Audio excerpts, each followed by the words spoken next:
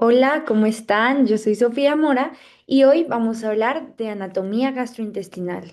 Todo lo básico que deben saber para entender y ubicarse un poco más en cirugía. Entonces, empecemos. Esta es la bibliografía de las imágenes de donde la saqué, por ejemplo, de Tortora principalmente, unas imágenes de ambos y la información, ¿cierto? Vamos a empezar con las generalidades, básicamente del sistema digestivo, y cuál es su composición. Vamos a hablar de ciertos órganos como lo son el esófago, el páncreas, el vaso, el hígado, la vesícula, el estómago, el intestino delgado, el intestino grueso. Yo sé que suenan muchos, pero pues es lo que compone y vamos a hablar un poquito cómo se distribuyen. Y en lo que quiero hacer énfasis es en la irrigación. ¿Listo? Que entiendan un poquito más cómo está irrigada la cavidad abdominal. Entonces, en cuanto a las generalidades, lo que vamos a entender es que pues este sistema digestivo y pues todos estos órganos que les acabé de nombrar nos van a ayudar principalmente a esa secreción de diferentes digamos que hormonas, diferentes sustancias que nos van a permitir pasar la comida a llegar a la secreción, a la digestión, a la absorción de nutrientes y por último la excreción y todo el metabolismo relacionado al respecto y cada uno de estos órganos pues tiene su función específica, ¿no? Principalmente, entonces vamos a hablar de la ubicación topográfica. Tenemos dos formas de dividirlo. La que más yo creo que ya han escuchado en sus prácticas clínicas es la división por regiones. Entonces aquí les puse la división por regiones que nos divide en 9 regiones y por cuadrantes que es 4 cuadrantes. Entonces, para que ustedes entiendan dónde está cada órgano y pues según dónde está el órgano, pues la patología que se podría presentar o el cuadro clínico que se podría presentar. Hipocondrio derecho, el hipocondrio izquierdo, el vacío en este caso que sale, pero sería el flanco derecho, el flanco izquierdo, el mesogastrio en el centro, fosa ilíaca derecha, donde hay la apendicitis, el hipogastrio y la fosa ilíaca izquierda, ¿cierto? Donde predominantemente, por ejemplo, es dolor de una diverticulitis en adultos mayores. Y pues también cuando el dolor es difuso, no localizado, como que no se sabe muy bien, también lo pueden describir en mi abdomen superior derecho o en mi abdomen inferior, para que entonces también tengamos en cuenta pues esta división por cuadrantes. Y aquí les dejo esta imagen que me pareció muy útil y muy completa de según la ubicación, pues qué patología podría estar teniendo el paciente, con qué cuadro clínico podría estar teniendo el paciente. Entonces, por acá se lo dejo, por ejemplo, en el epigastrio, los diagnósticos diferenciales que podrían haber, ¿cierto? Entonces, por ahí se los dejo.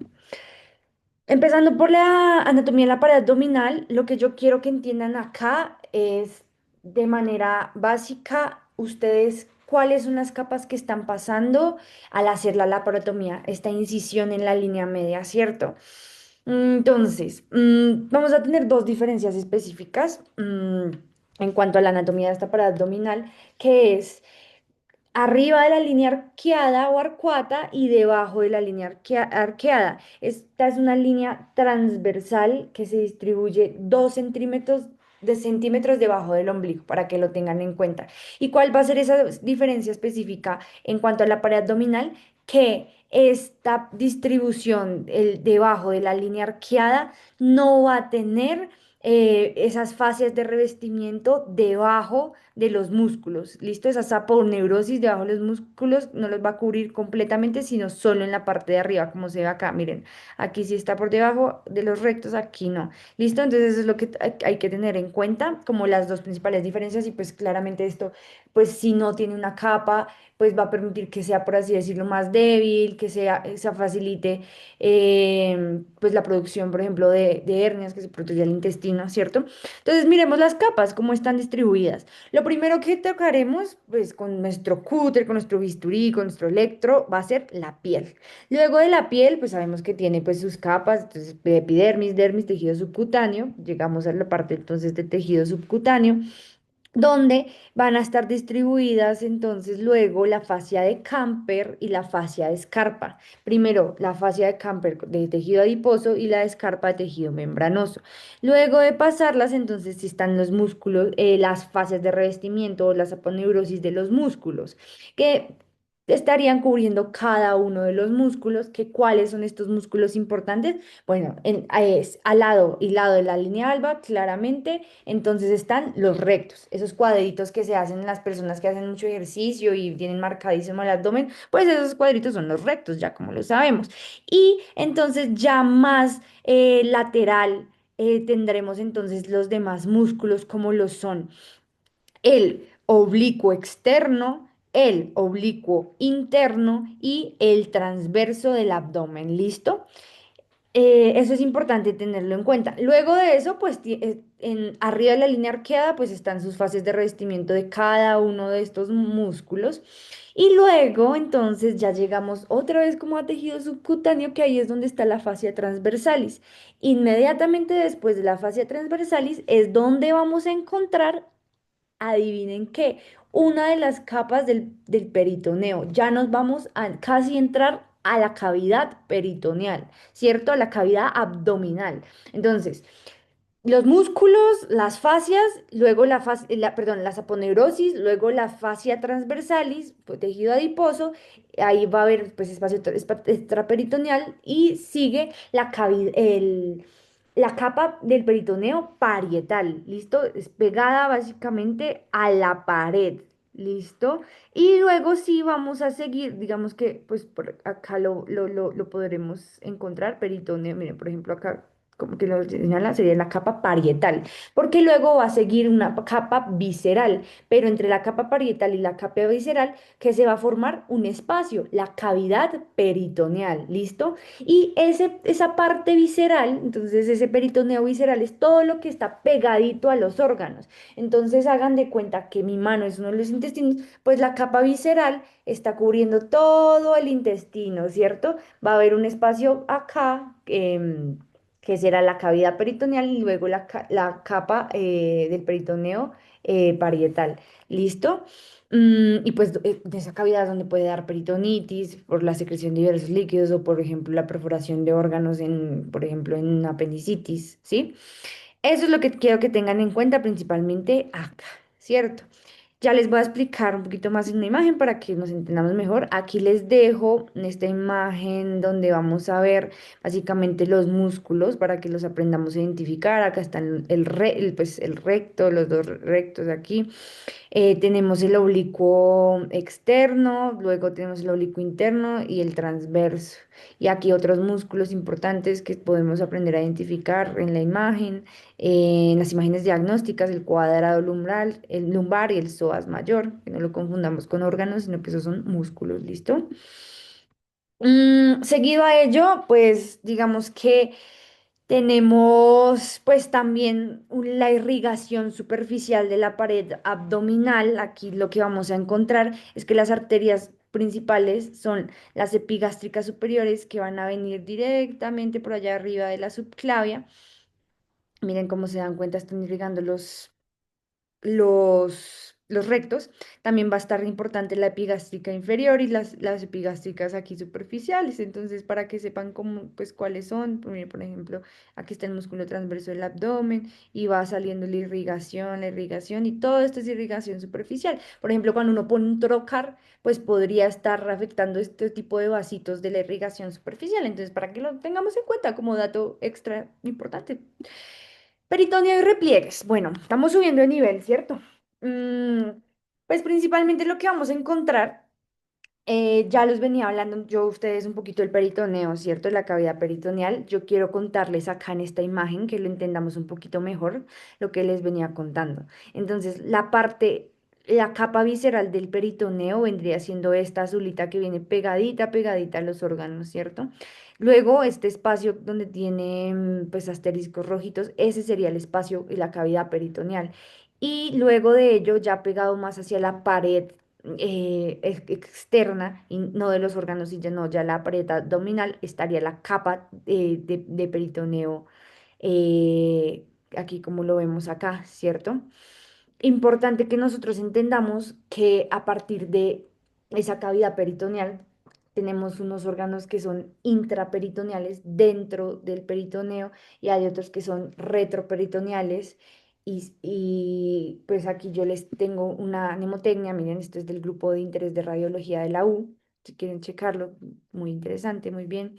Esta mnemotecnia Sad-Poker que para que se acuerden cuáles son los órganos que son retroperitoneales, porque esto sí, pues en la práctica clínica se puede preguntar y es importante entenderlo, por ejemplo, para ver cuando pues se diseminan las infecciones, qué órganos pueden, por ejemplo, pues afectar, ¿cierto?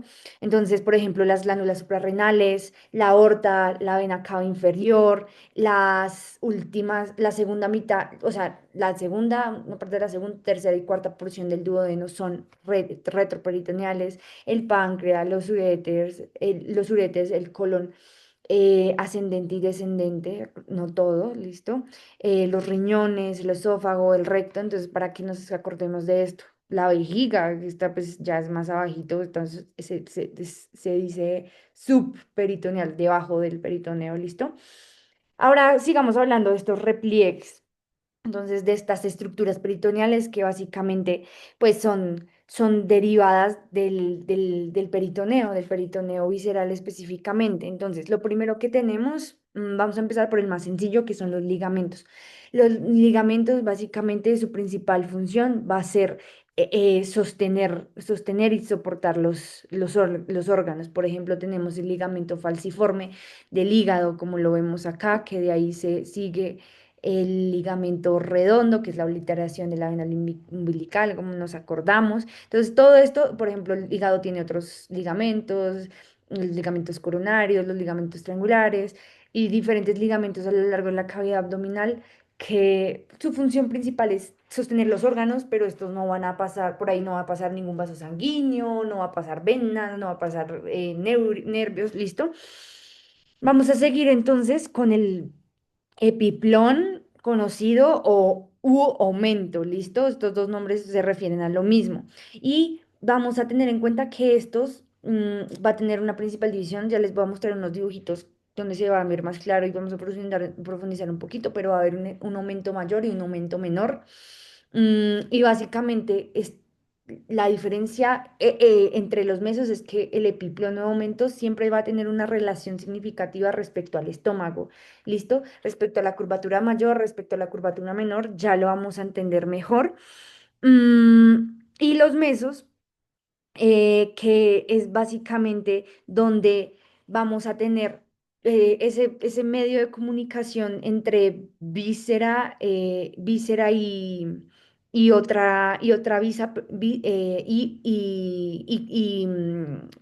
vasos sanguíneos. Es decir, ¿qué quiere decir esto? Es por ese tejido de grasita, si lo decimos así, es por donde van a pasar todos esos nervios, arterias que nos van a permitir que toda la irrigación pase y los vasitos estén cubiertos y lleguen más abajito hacia el abdomen. Ya se los explico mejor. Creo que no quiero confundirlos. Aquí les voy a mostrar entonces, miren estas imágenes que nos van a ser muy útiles para luego. Entonces, este sería, bueno, no les voy a conseguir, sigamos con esta imagen que está aquí se entiende mucho mejor. Entonces, los órganos intraperitoneales, les dejo esta imagen que me pareció muy bonita, son todos los que están en morados, entonces vamos a ver intestinos, miren que una parte del útero, la vejiga sí es por fuera, subperitoneales. Vamos a ver el estómago, el hígado, listo. En verde, los que son retroperitoneales y en morado también. Aquí los conocen como primarios y secundarios, pero quedémonos solo con pues, retroperitoneales, como los riñones, la aorta, ¿cierto? Y acá, pues, más las diferentes capitas para que lo puedan estudiar mejor. Pero entonces ahora sí les voy a explicar aquí con esta imagen mucho mejor. ¿Se acuerdan que les estaba diciendo? Entonces, los ligamentos ya, bueno, ligamento redondo de ayudan a dar sostén, pero por ahí no pasa ningún vaso sanguíneo. Primero, ¿listo? Ahora vamos a seguir con los mesos. Los mesos básicamente es ese repliegue del peritoneo visceral y lo que dice, sirve de raíz para la víscera, por ahí pasan ganglios, venas, arterias. Entonces, ¿qué es lo que quiero que entiendan? Si ven todo esto, miren, todo esto que es aquí como un color amarillito, pielecito, lo que me permite ese meso es conectar estos intestinos y que con la aorta, que pasen todos los vasos sanguíneos que van viniendo, toda la irrigación para los intestinos. ¿Sí me hago entender? Y según donde esté ubicado, pues vamos a determinar qué meso es. Meso es. Entonces, el que se llama mesenterio es el que está, ese tejido de soporte que le está llevando vasos sanguíneos al intestino delgado. Cuando hablamos del mesocolon, pues está llevando al intestino grueso, principalmente, por ejemplo, al transverso. También tenemos el mesoapéndice y el mesosigmoideo, que aquí no se ve, pero aquí sí, mírenlo, acá. Entonces iría todo este meso, estaría llegando al sigmoides. ¿Listo? Y entonces los epiplones, el epiplón o aumento menor y el epiplón o aumento mayor. Entonces, vamos a empezar con el mayor, que yo creo que ya lo han visto, pues los que han estado en cirugía, mírenlo, todo esto aquí en un cuerpo, pues real y en el dibujito. Es básicamente ese delantal que se forma encima de todos los intestinos que va a cumplir una función de soporte, de protección, listo, de almacenamiento de grasa inclusive también, porque todo lo que vemos acá se va a ir acumulando, listo. Y entonces, ese es el mayor, ¿cierto? Es ese delantalcito que si lo levantan, pues miren, se ven los intestinos y con el mesenterio, llevando los vasos sanguíneos, ¿cierto? Ahora voy a hablarles específicamente del aumento menor, que el aumento menor es todo este, si lo vemos, que va a dividirse en dos, en la parte hepatogástrica, ¿listo? Que sería del hígado a la curvatura menor del estómago, y tenemos la parte hepatoduodenal, ¿listo? En esta parte hepato, entonces vamos a hacer de cuenta que aquí hay una linecita y vamos a dividirlo en uno y en dos. Este hepatoduodenal, este aumento menor, esta parte del aumento menor que se llama la parte hepatoduodenal, tiene algo muy importante.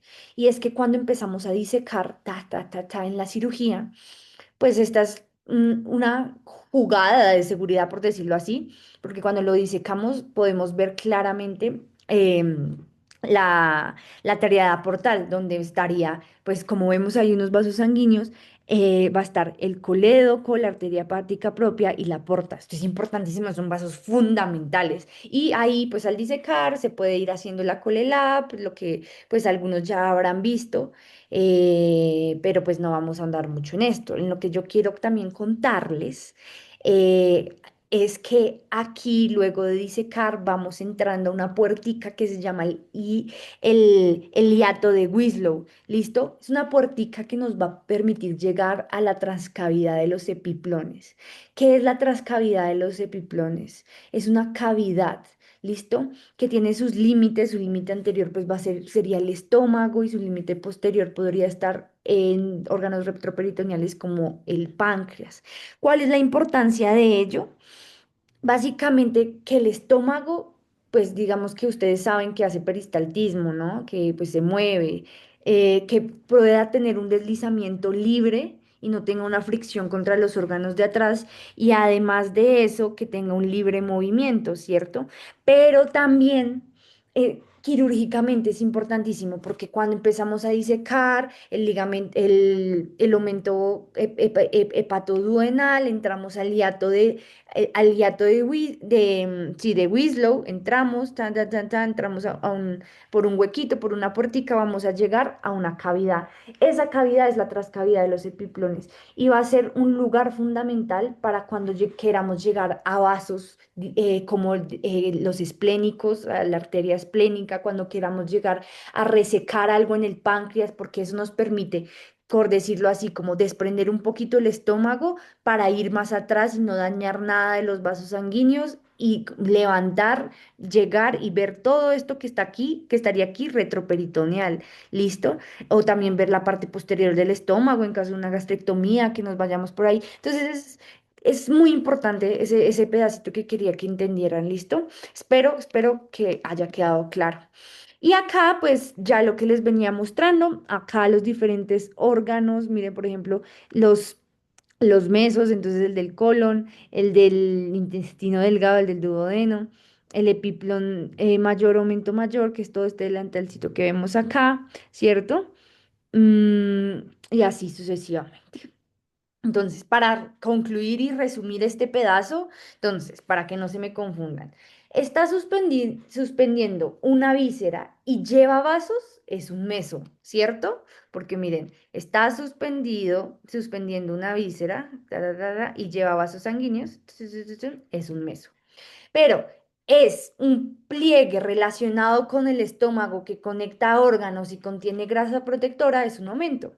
Miren, relacionado con el estómago, aquí falta poner más epiplón, porque el epiplón mayor parte de la curvatura mayor, ¿listo? Y el epiplón menor parte de la curvatura menor, está relacionado con el estómago, ¿listo? Eso es. Órganos, listo. Para no hacer esta tutoría así muy largota, porque pues yo sé que pues ustedes pueden estudiar, profundizar mucho más, en notas les dejé mucho más cosas de los órganos, les voy a hablar como de lo básico, de lo que quiero que tengan claro y ciertos daticos como que quería traerles, pero ustedes pueden ir profundizando en cada uno de los órganos según quieran y si las características que quieran pues entender más allá de eso. Entonces, el esófago, aquí en el esófago, esta imagen me pareció súper bonita porque pues por acá es donde encontramos el hiato esofágico. El hiato esofágico es importante, tiene una importancia clínica. Este es pues, un huequito que se hace en el diafragma y la importancia clínica es que puede ocurrir una hernia hiatal, es decir, que el estómago, de pronto algunos ya lo han visto, se mete por este hiato, en hernia hiatal tipo 3 tipo 4 aproximadamente, ya cuando son más graves, se mete por ahí, se protruye, o sea, se sube a la cavidad torácica el estómago, ¿sí? Entonces eso son cirugías que se hacen para devolver esta parte del estómago o cliparlo o hacer algo por el estilo para solucionar esto. Entonces, pues me parece interesante en estos momentos traerles eso que el esófago, pues, nos ayuda a pasar ese bolo, tiene, digamos que su capa mucosa, su capa muscular y el lumen, y pues esta capa muscular es la que nos va a ayudar a contraer el bolo alimenticio para que vaya bajando, tiene pues su esfínter esofágico superior y cuando llega, va llegando al estómago, pues está el esfínter esofágico inferior y desde ahí es donde va a empezar el estómago, ¿cierto? Una longitud 25 centímetros, va de 6,6 a T4. Y pues es eso, ¿no? Entonces en el estómago, pues acordémonos, ya llegamos del esfínter esofágico inferior y vamos llegando entonces a la primera parte del estómago que sería el cárdiax. Tenemos entonces las partes del estómago, quiero que esto lo recuerden muy bien, no lo olviden, el cárdiax, el fondo, el fundus, el cuerpo, que es la parte más extensa, más grande del estómago, el antro y el píloro. Y pues ahí vamos a tener otro esfínter, el esfínter pilórico, que nos va a llevar a conectar con el duodeno, ¿cierto? Acordémonos entonces de esto, la ubicación, aquí les dejo esta imagen súper bonita, pues para que nos acordemos, ¿cierto? Y importante que ustedes sepan cuál es la curvatura mayor y la menor para el momento de la irrigación, porque esto va a ser fundamental. Entonces, la curvatura mayor, pues es esta parte del borde lateral, del borde externo, ¿cierto? De esta barriguita del estómago. Y la curvatura menor, pues sería la parte más interior. ¿Listo? En cuanto al intestino delgado, digamos que pues su principal función ya sabemos que es la digestión y absorción de nutrientes, por ejemplo, en el yeyuno, en el duodeno, la segunda porción del duodeno donde llega pues del colédoco y del páncreas a través del conducto de Wirsung, pues llegan las diferentes enzimas pancreáticas, jugos biliares, para pues digamos que pues ayudar a metabolizar todos los alimentos, a digerirlos, ¿cierto? Una longitud de 3 metros aproximadamente. eh, y pues va desde el esfínter pilórico hasta la válvula ileocecal, ¿cierto? Ya les voy a mostrar aquí, entonces la unión ileocecal, esfínter ileocecal o válvula ileocecal, que es el momento en donde se van a unir intestino delgado con intestino grueso. Ileocecal, pues la parte del intestino delgado que se llama ilion, que nos va a llegar al seco, al ciego, ¿listo? Para que no lo olvidemos. Y pues aquí les traigo como más dibujitos del duodeno, el yeyuno, el ilion y sus diferencias en cuanto a las capas, pero pues no vamos a profundizar en esto. Recordémonos que cada uno de ellos cumple una función de absorción y digestión diferentes, por ejemplo, de vitaminas en el ilion, vitamina E, por ejemplo. El duodeno, como lo veíamos en la teoría de patología biliar benigna, pues tiene cuatro porciones, ¿cierto? Y pues en la segunda porción donde se desemboca pues todas esta bilis, ¿cierto? Y lo que quiero que entiendan es entonces sus diferentes partes y por eso les traje aquí este diagramita. Entonces, de esta imagen, este es el duodeno, la parte superior o primera porción, la parte descendente del duodeno, la parte inferior y la parte ascendente, o primera, segunda, tercera y cuarta porción del duodeno. ¿Listo? Es eso, básicamente, y acordémonos que las tres últimas partes son retroperitoneales. Y aquí les dejo una imagen. Esta imagen es lo mismo que ven acá para que nos vayamos ubicando y lo podamos ir estudiando. Intestino grueso, esta imagen me pareció súper porque nos relaciona y nos lleva a entender por qué se llaman flexura cólica derecha, izquierda, o flexura cólica derecha, o flexura cólica hepática, porque está aquí al lado del hígado y la esplénica aquí al lado del vaso. Es importante tener en cuenta esas relaciones con los demás órganos, ¿cierto? Mm, la longitud entre 1,5 metros, ¿cierto? Aproximadamente. Y aquí les dejo lo mismo, un diagrama de esta imagen que estamos viendo acá. Acordémonos entonces, la válvula iliocecal nos lleva al ciego. Del ciego desprende algo que nos va a producir problemillas, que es el apendicitis. Entonces, el apéndice, ¿cierto? Ah, miren el mesoapéndice, ¿sí?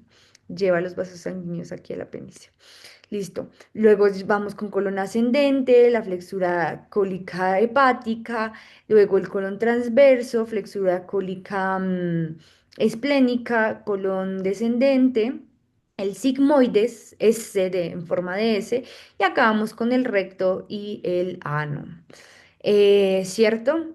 Y otra cosa que quiero comentarles es como esa disposición y como por qué el intestino se ve así. Entonces, ven estas lineecitas se llaman las tenias del intestino.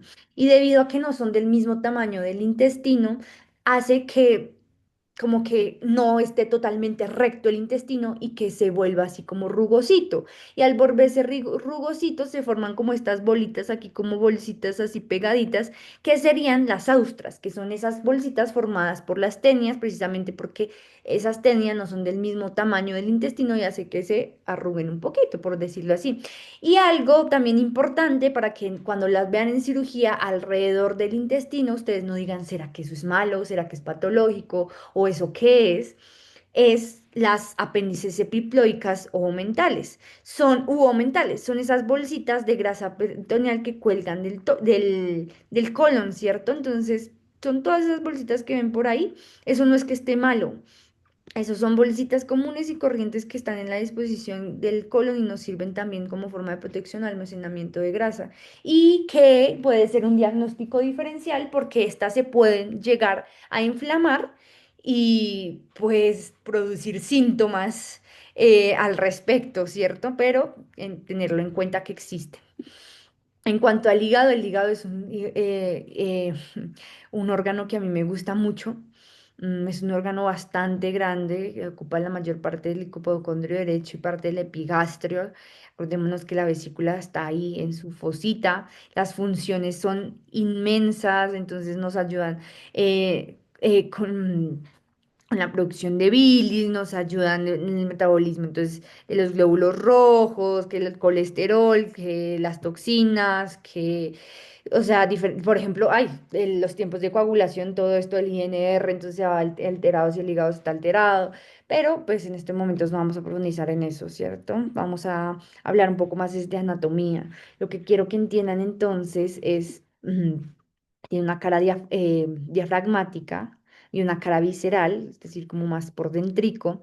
Además de eso, eh, va a tener unos ligamentos importantes, el falciforme, el redondo, el coronario, que vendría siendo este de acá arriba, el triangular derecho y el triangular izquierdo. A veces podrían ustedes allá en cirugía los ponen a ubicar los ligamentos, entonces para que ustedes se ubiquen que no solo tiene los ligamentos, sino tiene más. Y además de eso vamos a hablar de los lóbulos, mírenlos. Entonces tenemos los lóbulos como plenamente anatómicos, entonces el lóbulo derecho, el lóbulo izquierdo, el lóbulo cuadrado y el lóbulo caudado. Sin embargo, aquí quiero traerles algo extra, que son los segmentos de Coinaud, que es esa división funcional del hígado, que va a ser muy importante a tener en cuenta cuando se hagan hepatectomías, cuando se reseque alguna parte del hígado, porque esta división de los segmentos va a ser funcional según la irrigación que tenga.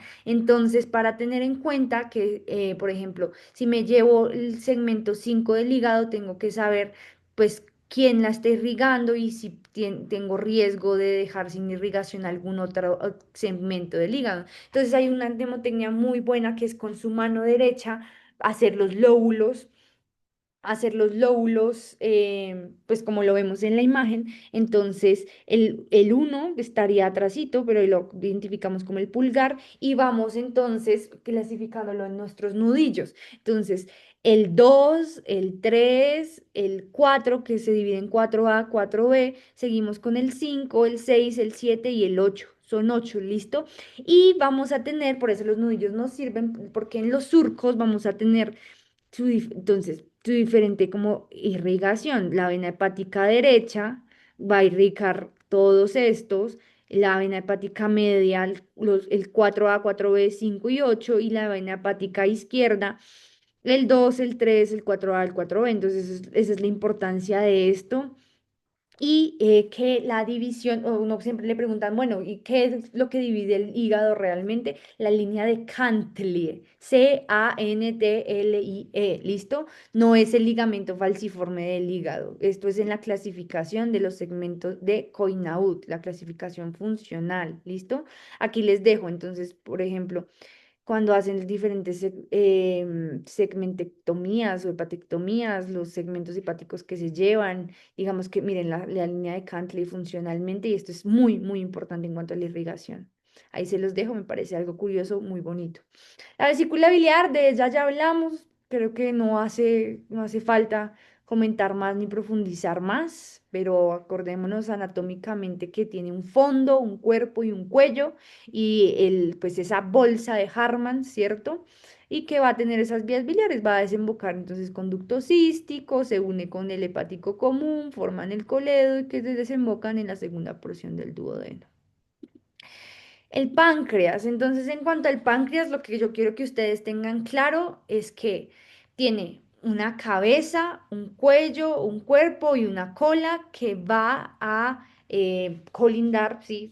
Con el vaso. Listo, importante. Tienen vasos, irrigación en común, ya vamos a verla. Y otra cosa importante es que tiene principalmente un conducto, pero puede tener un conducto accesorio que pues van a desembocar, ya sabemos, en la segunda porción del duodeno.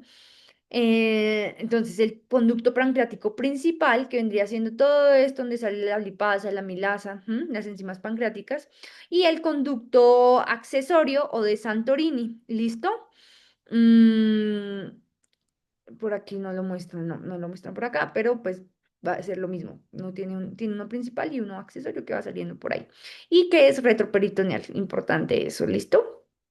Como tal. Del vaso, este es un órgano bien bonito, no, pues no, como que con su rotación tal vez no lo vean mucho, algunos tal vez sí lo vean mucho, miren cómo lo vemos acá, está muy retroperitoneal. Mm, lo protegen las costillas, la novena, décima y once, en traumas, entonces, pues digamos que a ese nivel de hipocondrio izquierdo, pues un trauma ahí puede llegar a ser un trauma bien grande, a dejar incluso tener que hacer una esplenectomía, una hemorragia muy grande. Importante en las personas que se les quita el vaso, estas tienen que tener unas vacunas, una inmunización muy específica para, pues digamos que este sistema inmune, porque acordémonos que el vaso tiene una función inmune y una función hematológica, entonces, pues importante, importante esto, ¿no? Listo. Una pausa, respiramos, tomo agua,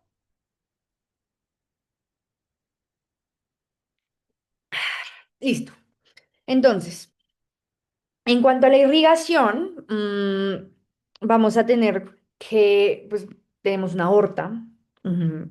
La aorta es el vaso sanguíneo más grande del cuerpo y se va a dividir, pues, ya en una aorta ascendente, en un callado aórtico, en una aorta torácica y apenas pasa el diafragma, llegamos a la que nos importa en esta ocasión, que es la aorta abdominal, ¿cierto? Que se va a bifurcar en ilíacas comunes, ¿cierto? Izquierda, derecha, y esta a su vez en, se va a bifurcar en ilíaca externa y en ilíaca interna. La externa es la que nos va a ir hacia las piernas, eh, muslo, pierna, pies, ¿listo?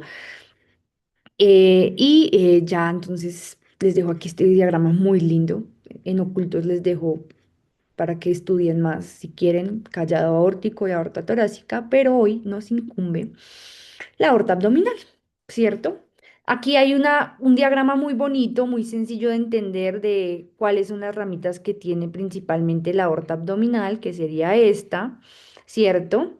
Que va a tener principalmente tres grandes vasos, que es el tronco celíaco, la mesentérica superior y la mesentérica inferior, que son los que van a irrigar nuestros órganos abdominales, pero también además tenemos otras como las renales, las gonadales, ¿cierto?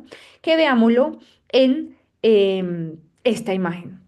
Esta imagen a mí me parece muy clara y este video yo cuando puedo, pareciera que yo patrocinara, que me patrocinara este video, a todo el que puedo le comparto este video porque es muy claro, muy fácil de entender, dura 3 minutos, ahí les dejo el link y es la aorta abdominal con esta mnemotecnia que es, la aorta es un hombre con sombrero y piercings en la espalda. Entonces, para que no se nos olvide cuáles son todos los vasos que se desprenden de la aorta abdominal, veámoslo. Entonces, ¿por qué es un hombre? Porque en la mitad tiene una arteria que sale y es la sacra media. Entonces, esta tipología, esto es la que lo hace hombre, ¿cierto? Un hombre con sombrero y piercings en la espalda. El sombrero de la aorta va a venir siendo el diafragma. A partir de abajo, del diafragma para abajo, ahí ya es aorta abdominal, ¿cierto? Y piercings en la espalda, que son, vendrían siendo todas estas punticos que vemos acá, porque tenemos unas arterias, miren, las que vemos acá, a los lados de la aorta, que vienen de la parte de atrás, que serían las arterias que van a irrigar, que son las lumbares. ¿Listo? Entonces son todas esas para la parte posterior, la zona lumbar, ¿listo? Toda la parte de atrás. Y esos serían los piercings. Pero entonces ahora vamos viendo qué vasos van saliendo. Primero, la aorta abdominal va de T12 a L4. Su borde inferior a L4 y ahí en L4 es donde se va a bifurcar en las ilíacas, ¿cierto? Y además de eso, entonces vamos a empezar. ¿Cuáles vendrían siendo las primeras arterias que salen de la aorta abdominal? Serían las frénicas inferiores, ¿listo? Y estas van a irrigar hacia arriba, al diafragma, a todo el sombrerito, ¿cierto? Luego, ahí sí venimos al tronco celíaco, que este ya nos viene importando, porque ya va a irrigar cavidad abdominal. Luego bajamos, entre 1,5 a 2 centímetros está la mesentérica superior, que ya es un vaso un poco más voluminoso y grande. Luego vendríamos teniendo las suprarrenales, ¿listo? Y luego las renales, como vemos acá, se bifurca, miren, busquemos acá, suprarrenal inferior, suprarrenal media, la mesentérica superior, acá tenemos las renales, como lo vemos acá. Y luego vamos bajando y nos encontramos con las tetillas, que serían las gonadales. Pues para hombres las testiculares, para las mujeres las ováricas, ¿cierto? Vamos bajando y nos encontramos con mesentérica inferior, ¿cierto? Nos ayuda a irrigar pues la parte izquierda del colon, ¿cierto? Y pues ahí ya nos bifurcamos y lo que les contaba en la imagen anterior de las ilíacas comunes, que ilíaca externa e ilíaca interna. Perfectísimo, ¿listo? Muy claro, véanse este video si quieren, de verdad que es una técnica muy bonita, muy fácil de entender. Ahora sí lo que nos incumbe que es, pues, cómo es la irrigación abdominal. Vamos a tener esta imagen acá, pero vamos a hablar, primero nos vamos a ir a esta imagen de acá, les dejo esta, que fue la que yo les mandé por el grupo, es la que quiero que entiendan, si entienden esto súper claro, pueden defenderse cuando les hagan preguntas y vamos a empezar a desglosarlo. Entonces, tenemos, acordémonos los tres vasos principales, el tronco celíaco, la mesentérica superior y la mesentérica inferior, ¿cierto? Entonces vamos a empezar a seccionarla y vamos a entender. El tronco celíaco tiene tres grandes vasos. Va a desprender la gástrica izquierda, que nos va a irrigar curvatura menor del estómago principalmente, ¿cierto? Miren, va a tener unas ramitas esofágicas también. Tenemos entonces gástrica izquierda, chum. Tenemos hepática propia, hepática común, perdón, que sería esta. Miren, hepática común. Y tenemos la otra, que es un gran vaso, que es la esplénica, la que vemos aquí por detrás, ¿cierto? Y de esta se van a desprender diferentes ramitas, pero entonces veámoslo acá, miren, ¿cierto? Gástrica izquierda, curvatura menor, esplénica hacia el vaso y hepática común, pues hacia el hígado. Pero quiero que veamos, miren, el camino de la hepática común porque va a ser muy específico el orden en el que va a salir las diferentes ramitas y para los siguientes órganos. Entonces, de la hepática común se va a desprender vamos caminando, tun, tun, tun, tun, tun, ¡pum! Llegamos a la primera ramita. ¿Cuál es? La arteria gastroduodenal. Como su nombre lo dice, miren, va bajando, va a irse a irrigar parte del estómago, que sería la curvatura mayor del estómago, ¿listo? Y duodenal, miren, va bajando, va desprendiendo ramitas hacia el duodeno y van a ir saliendo ahí también unas ramitas que son las arterias pancreatoduodenales. Y pancreatoduodenales, el duodeno y el páncreas, ¿cierto? Luego de que entonces vamos tronco celíaco, hepática común, gastroduodenal, luego seguimos caminando, chun, chun, chun, chun, chun. ¿Con quién nos encontramos? Con la hepática propia. ¿Listo? La hepática propia va a seguir, va a seguir, va a seguir, tu, tu, tu, tu, tu, y se va a dividir en derecha y en izquierda. De la derecha y izquierda. De la derecha es de donde se va a desprender, adivinen, la arteria cística que va a irrigar la vesícula. ¿Listo? Recap. Entonces, gástrica izquierda, tres grandes vasos del tronco celíaco, gástrica izquierda, esplénica y hepática común. De la gástrica izquierda va a ir a la curvatura menor del estómago principalmente, la hepática común va a tener una arteria gastroduodenal primero, luego de ella va a salir una arteria gástrica, una arteria hepática propia y pues también vamos a tener la conocida gástrica derecha, como lo vemos acá. ¿Listo? Gástrica derecha. Miren la curvatura menor del estómago. ¿Listo? Entonces, gastroduodenal, la gástrica derecha que va viniendo antes de la hepática propia. Respiramos y seguimos con la esplénica.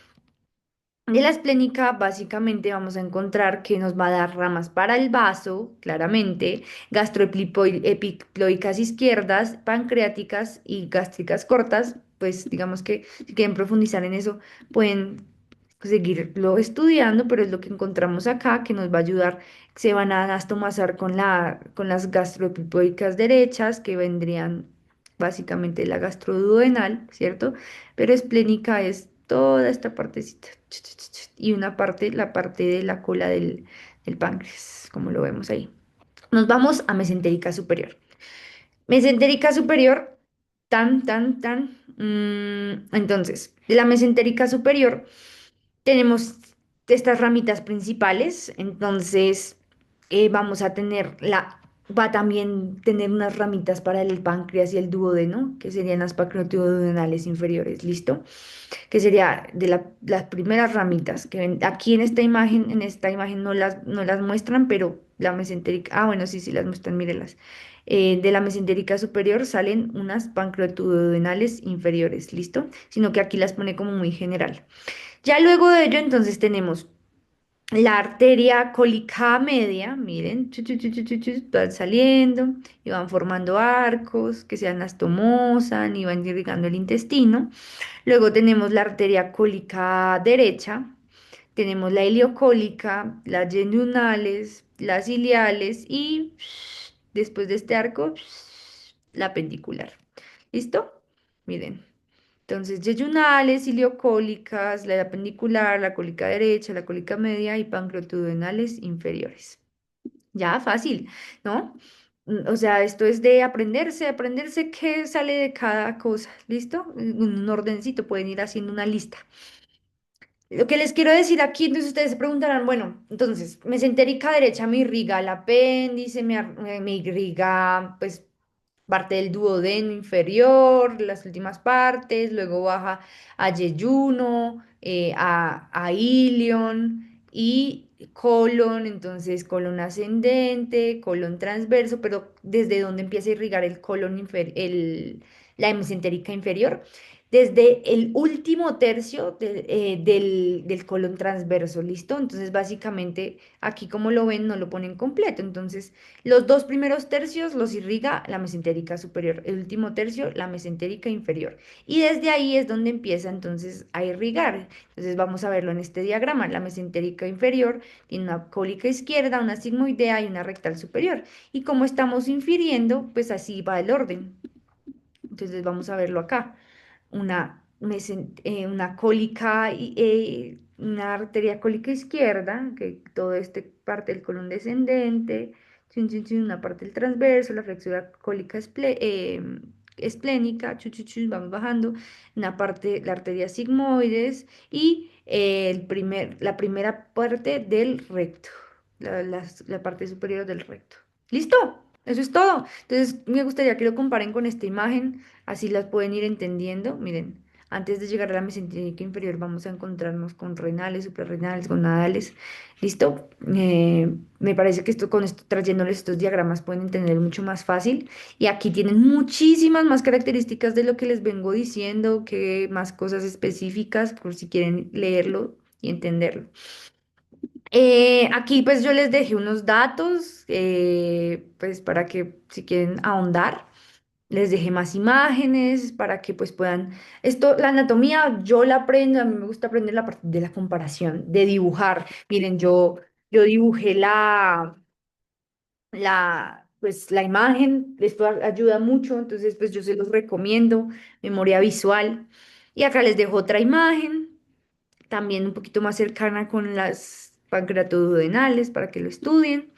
La irrigación venosa es la misma cosa, si estoy mal, no vamos a profundizar en esto porque también tenemos una porta y tenemos como ciertas cositas un poco diferentes, pero quedémonos con el mismo concepto, ¿listo? Que tenemos una parte superior, no, aquí no hay tronco celíaco, sino que aquí tenemos la porta, pero eso es para una próxima. Les dejo más cositas acá, mucho más específicas si quieren ir leyéndolas, pero lo que les expliqué es lo básico con lo que se quieren quedar. Todos estos diagramas son de Scandalakis. Ahí yo les dejé la bibliografía, si quieren el libro me lo piden, no está en la bibliografía. Miren, arterias aberrantes, es decir, arterias anastomosis o arterias diferentes que pueden aparecer pues en diferentes personas y son poco incidentes o altamente incidentes. O sea, estos son como diferencias que pueden haber anatómicas. Aquí más específicamente la mesentérica superior, para que la lean, la entiendan, sus partes, sus zonas, porque por ejemplo la acumulación de un trombo y isquemia mesentérica, pero esto lo vamos a ver después en la presentación de isquemia mesentérica. Mm, También, entonces aquí miren ya la mesentérica inferior y sus ramas para que la puedan estudiar mejor. Y vamos a finalizar con la circulación colateral. La circulación colateral básicamente son esas pequeñas, bueno, sí, es unas anastomosis que se pueden generar para, pues, digamos que suplir diferentes partes de los intestinos. Entonces, por ejemplo, se forma una anastomosis que no pasa en todos, pero puede pasar, por ejemplo, tronco celíaco, arteria mesentérica superior, arteria mesentérica inferior, y así sucesivamente. Y es importante por eso, antes de una cirugía, estudiar las imágenes, pues, del paciente, porque si ustedes no sé, van a hacer una pancreatoduodenectomía, que se conoce como cirugía de Whipple, y no saben que, por ejemplo, el tronco celíaco tenía una aberrante o que tenía una astomosis diferente. Entonces, ustedes cuando estén operando van a ver que no van a reconocer el vaso, van a decir, uy, esto no está en la anatomía normal y va a tener, por ejemplo, un mayor riesgo de sangrado, que rompan o corten algo que pues no debían disecar, ¿cierto? Entonces, por eso es tan importante. Pero les quiero mostrar dos arcos, dos anastomosis o circulaciones colaterales importantes, que es el arco de Riolano o de Riolán, que es la unión de la mesentérica superior con la mesentérica inferior. Mírenlo acá, miren. Pero básicamente, pues es la unión de la cólica media con la cólica izquierda, ¿listo? Y además de eso, entonces tenemos la arteria marginal de Dumont. Esta arteria marginal de Dumont también son la unión de ramas de la arteria mesentérica superior con la mesentérica inferior. Entonces une ileocólicas con cólicas derechas, con cólica media, con cólica izquierda y con sigmoideas. ¿Listo? Miren, todo esto. Y esto nos sirve para generar diferentes anastomosis y arcos en caso de que, por ejemplo, hagamos una hemicolectomía, nos llevamos una parte de la irrigación, pues como hay una anastomosis y viene, por ejemplo, de la mesentérica superior, pues nos ayuda a irrigar y seguir irrigando porciones, así pues nos hayamos llevado un pedazo del colon. Y les traigo como una perla clínica, punto de Sudeck y punto de Griffith. Son unos puntos, digamos que de susceptibles de isquemia, porque son zonas de transición vascular donde hay una anastomosis o una circulación colateral débil. Es decir, esa circulación de la arteria de Dumont, el arco de Riolando y la arteria marginal de Dumont no llegan tanto a la flexura esplénica o acá a la parte sigmoidea, entonces son unos puntos especiales donde se puede dar isquemia y donde comúnmente sí se puede generar esa isquemia mesentérica. Y finalmente, pues practicar, yo les dejo acá estas imágenes para que ustedes estudien, miren, para que pongan pues de memoria, jueguen ahí un poquito, aquí también, acá también, que ven en la imagen, cuáles son las partes, aquí están la cosa y en notas están las respuestas. Bueno. Eso sería todo. Les recomiendo aquí que me ayuden llenando la asistencia, por favor, y muy especialmente me pongan sus sugerencias, sus recomendaciones de qué les pareció la tutoría, qué quieren mejorar, qué no les gustó, qué les encantó, y pues para ir mejorando y pues si quieren que les agregue cositas, actividades o que les explique algo más, pues estoy muy pendiente, ¿listo? Eso es muy importante para mí. Please, ayúdenme ahí. Eso sería todo. Aquí, pues, este es nuestro canal de YouTube para que próximamente, pues, va a quedar subida esta tutoría y la vean más fácil ahí. ¿Listo? Entonces, eso sería todo. Les agradezco mucho.